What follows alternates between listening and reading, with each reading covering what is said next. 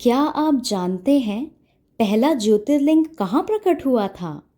एक ऐसी जगह जहाँ पूरी धरती गूंज उठी थी हर हर महादेव की आवाज से।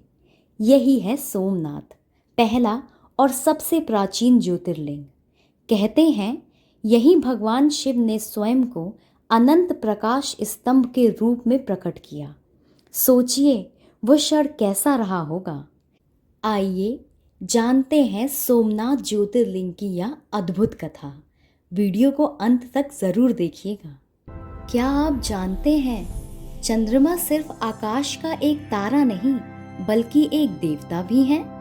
देखिए यहाँ है सोमदेव चंद्रमा।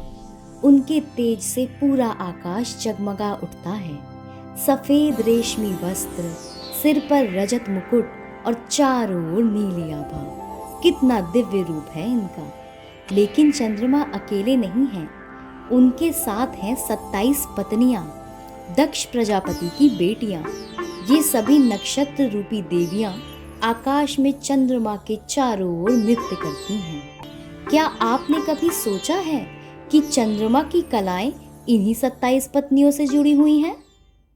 लेकिन कहते हैं ना, पक्षपात सबसे बड़ी समस्या है।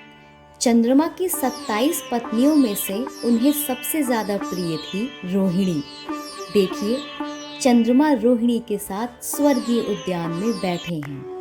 रोहिणी वीणा बजा रही है और चंद्रमा उन्हें प्रेम से निहार रहे हैं। कभी वह नृत्य करती हैं और चंद्रमा आनंद से ताली बजाते हैं। पर क्या बाकी 26 पत्नियां यह सब सहन कर पा रही थीं? नहीं, उनके चेहरे पर उदासी और जलन साफ दिखाई देती थी। जब बात असहनीय हो गई तो सभी 26 बेटियां पहुंच गईं अपने पिता दक्ष प्रजापति के दरबार में। सोचिए जरा, एक पिता के सामने बेटियां रोते हुए अपनी पीड़ा सुनाएं तो उसका हृदय कैसा होगा। दक्ष प्रजापति क्रोध से भर उठे। उन्होंने हाथ उठाया और कहा, चंद्रमा, तुमने अन्य पत्नियों की उपेक्षा की है। आज से तुम्हारा तेज क्षीण हो जाएगा। और बस देखते ही देखते चंद्रमा का चमकदार रूप फीका पड़ने लगा। चांदी सा दमकता उनका शरीर अब धुंधला और दुर्बल हो गया। अब क्या चंद्रमा कभी वापस आएंगे? अब क्या धरती पर अंधकार ही रह जाएगा? अगर आकाश में चांद ना हो तो क्या धरती कभी भी चमक पाएगी? वह चंद्रमा जो कभी संपूर्ण आकाश को रोशन करते थे, आज बिल्कुल असहाय हो चुके थे। निराश होकर पहले पहुंचे ब्रह्मा जी के पास। ब्रह्मा जी ने करुणा दिखाई और कहा, चंद्रमा, मेरे शरण में नहीं, महादेव की शरण में जाओ। केवल वही तुम्हें इस श्राप से मुक्ति देंगे। और फिर चंद्रमा निकल पड़े हिमालय की ओर, कैलाश पर्वत के पास शिव शरण लेने। कैलाश के पास बर्फीली भूमि पर चंद्रमा बैठ गए गहन ध्यान में। वह लगातार जप करने लगे, ओम नमः शिवाय, ओम नमः शिवाय। उनकी भक्ति ने भगवान शिव को प्रसन्न कर दिया। अब यहाँ एक बड़ा प्रश्न है, शिव जी ने क्या किया?